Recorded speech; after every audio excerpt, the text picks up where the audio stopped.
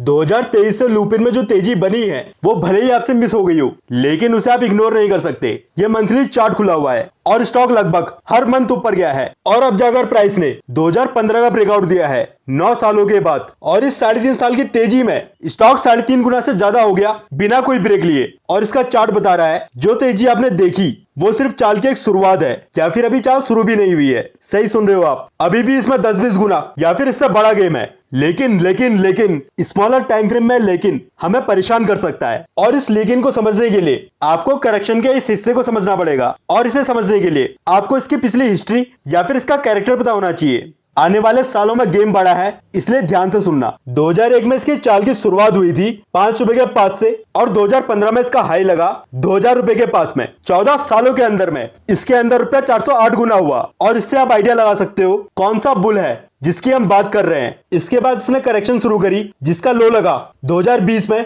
और अब जाके इसका ब्रेकआउट आया है अगस्त 2024 में, 9 सालों के बाद। अब दोस्तों सवाल ये है, जो हमने बुल देखा था 408 गुने वाला, क्या वो पिंजरा तोड़कर बाहर निकल गया है? अगर निकल गया है तो फिर वो तबाही मचाएगा। फिर उसके लिए यहाँ से भी 10-20 गुना होना कोई बड़ी बात नहीं है। और यहाँ पर एक मजे की बात हुई है, प्राइस ने यहाँ पर पैटर्न कंफर्म किया है। कैसे? अगर मैं इस गिरावट का टाइम काउंट करता हूँ तो नीचे आने में टोटल 53 कैंडल बनी है मंथली टाइम फ्रेम में। और इसके बाद 2015 का हाई कटने का टोटल टाइम देखोगे तो यहाँ पर भी 53 कैंडल बनी है। जितने टाइम में दोस्तों प्राइस नीचे आया, अगर उतने ही टाइम में या फिर उससे कम टाइम में अगर वो हाई ब्रेक कर देता है तो इसका मतलब है ऊपर का खेल शुरू हो गया है। तो टाइम के अकॉर्डिंग यहाँ पर कंफर्मेशन तो मिल रही है, लेकिन आज की डेट तक जो चाल 2020 से शुरू हुई है वो करेक्टिव है, और जो चाल 2022 से शुरू हुई है वो भी अपने कंप्लीशन के ऊपर है। और अभी के लिए आप 111% के लेवल का ध्यान रखना, इसके ऊपर सस्टेन करेगा तभी ऊपर की चाल बनेगी। आज की डेट में कहां से रिवर्स होगा ये नहीं मालूम,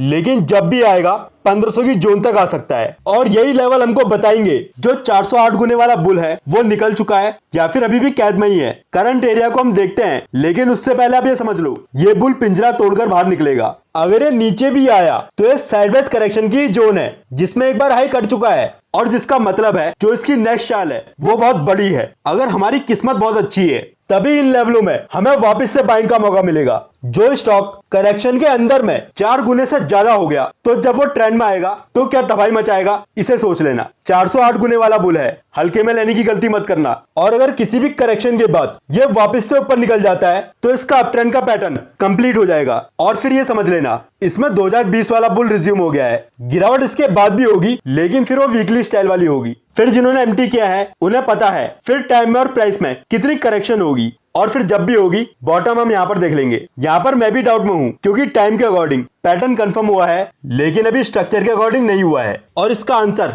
हमको आने वाले टाइम में प्राइस देगा। अगर हम डेली टाइम फ्रेम में देखते हैं तो हमने जो करेक्शन देखी, अगर वो छोटे टाइम फ्रेम की है तो या तो यहाँ पर कंप्लीट हो गई है, या फिर अगर प्राइस ऐसे नीचे भी आया तो 2060 की जोन में हो जाएगी। और इसी के पास में 100% का लेवल भी आ रहा है। जब तक प्राइस इस लेवल के ऊपर सस्टेन कर रहा है तब तक खेल ऊपर का ही है। और अगर 111% के ऊपर प्राइस सस्टेन कर लेता है तो पहला लेवल इसका फंसने का होगा 2560 के पास में, थोड़ा बहुत ऊपर नीचे। और अगर 2560 के ऊपर सस्टेन कर लेता है तो फिर 127% का लेवल, यहीं तक का भी मुझे मैक्सिमम लग रहा है। अगर इस जोन में प्राइस आ जाता है तो एक बार इसे हम यहाँ एनालाइज करेंगे और यहाँ पर एक अपॉर्चुनिटी भी बन सकती है। आज की डेट में इसमें फ्रेश बाइंग के लिए risk and reward ratio favourable नहीं है। और अगर पहले से ही है तो इस वीडियो को देखकर बेच मत देना, क्योंकि इस मार्केट में लेफ्ट आउट वाली फीलिंग जीने नहीं देती है। अगर दोस्तों स्टॉक में करेक्शन हुई भी, लेकिन अगर उतनी नहीं हुई जितना हम एक्सपेक्ट कर रहे हैं, या फिर इसने करेक्शन को इतनी जल्दी खत्म कर दिया कि वापस से बाइंग का मौका नहीं मिला, तो फिर आप वापस से इस शेयर को ले नहीं पाओगे। यहाँ पर एक काम हम कर सकते हैं, अगर आने वाले टाइम में हमको दिक्कत लग रही है तो हम यहाँ पर कुछ पार्शियली एग्जिट कर सकते हैं, क्योंकि सेम टाइम के अंदर बहुत सारे ऐसे शेयर हैं जहाँ पर अभी रिस्क का साइज बहुत छोटा है और रिवॉर्ड का साइज बड़ा है। और इसमें फिलहाल हमको इतनी क्वांटिटी कैरी करनी चाहिए ताकि अगर ये 1500 भी आ जाए तब भी हमको दिक्कत ना हो। और मैं यहाँ पर बाइंग सेलिंग की रिकमेंडेशन नहीं दे रहा हूँ, क्योंकि मैं सेबी रजिस्टर्ड एडवाइजर नहीं हूँ। और अगर हम बैंक निफ्टी देखेंगे तो बैंक निफ्टी ट्रेंड लाइन के पास में पहुंच गई है, और यह पूरा खेल हमने लास्ट वीक डिस्कस किया था जो आप सबको पता है। और मार्केट एनालिसिस की अपडेट वीडियो भी आ चुकी है। अगर इनमें से किसी भी सेक्टर के अंदर इन्वेस्टमेंट है तो इस वीडियो को देख लेना।